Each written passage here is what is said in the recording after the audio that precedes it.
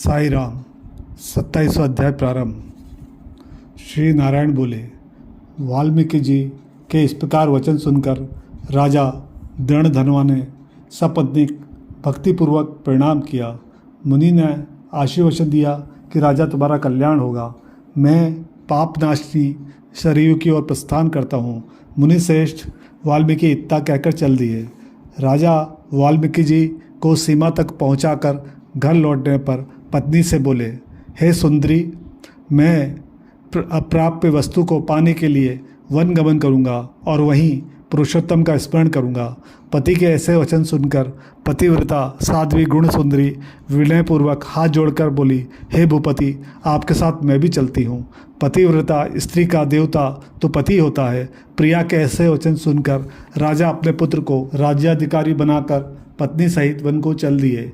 वे दोनों हिमालय के समीप गंगा तट पर जा पहुँचे। पुरुषोत्तम प्रारंभ होने पर वे तीनों काल स्नान आदि करते रहे। पतिव्रता रानी राजा की सेवा करती रही। इस प्रकार तपस्या करते हुए पुरुषोत्तम मास बिता दिया। व्रत संपूर्ण होने पर छोटी बजती हुई घंटियों से सुशील हरि के गण विराजमान थे।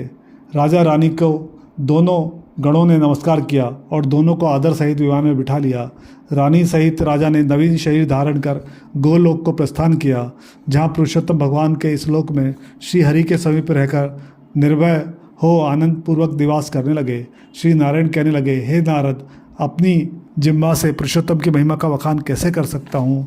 इस पृथ्वी पर इसके दूसरा कोई मास नहीं है। सहज जन्म तप करने से भी ऐसा सुफल नहीं मिलता जैसा कि पुरुषोत्तम मास में व्रत रखने पर मिलता है।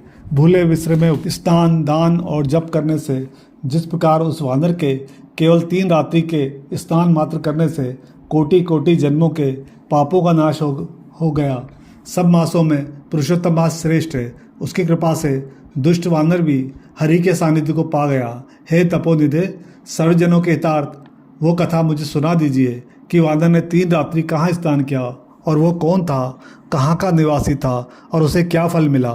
श्री नारायण बोले, नारद, केरल प्रदेश का एक अतिलोभी ब्राह्मण था। पिता ने उसका नाम चित्र शर्मा रखा था। धन के लोभ में लिप्त रहने के कारण वो ना तो कभी अच्छा भोजन किया, न ही अच्छे वस्त्र पहना और न ही उसने कभी हवन न पितरों की तृप्ति करी। ये केवल अन्याय अत्याचार करके केवल धन संचय में लगा रहा। माघ में उसने तिल मात्र तक दान नहीं किया। कार्तिक में दीपदान और ब्राह्मणों को भोजन नहीं करवाए। इस प्रकार का कोई भी दान उसने नहीं किए। देव दुर्लभ भारत भूमि में जन्म पाकर क्या किया। धन के लोभ सारा जीवन ही व्यर्थ गंवाया। मैंने कभी कोई दान नहीं किया, नहीं हवन जप और यह तक कि कभी मकर के सूर्य में गंगा का स्नान तक नहीं किया। मैंने धन के लोभ में अपनी देह को भी नहीं सुधारा। मेरी दुष्ट बुद्धि ने सारा जीवन क्लेश में ही बिता दिया। एक दिन वो मृत्यु को प्राप्त हो गया।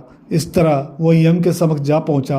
उस समय चित्रगुप्त अशुभ कर्मों के लेखों को देखते हुए धर्मराज से बोले, इस व्यक्ति ने ब्राह्मण होकर अधर्म कार्य किए हैं। धन के लालच में कभी शुभ कार्य नहीं किया।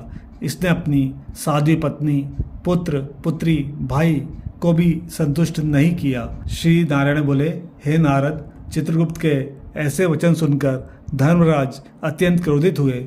उन्होंने कहा, पहले इसे सहस्त्र जन्म तक वानर योनि में रखो, तत्पश्चात इसे विश्वासघात करने का फल मिलेगा। 27वां अध्याय समाप्त। जय मां ताप्ती।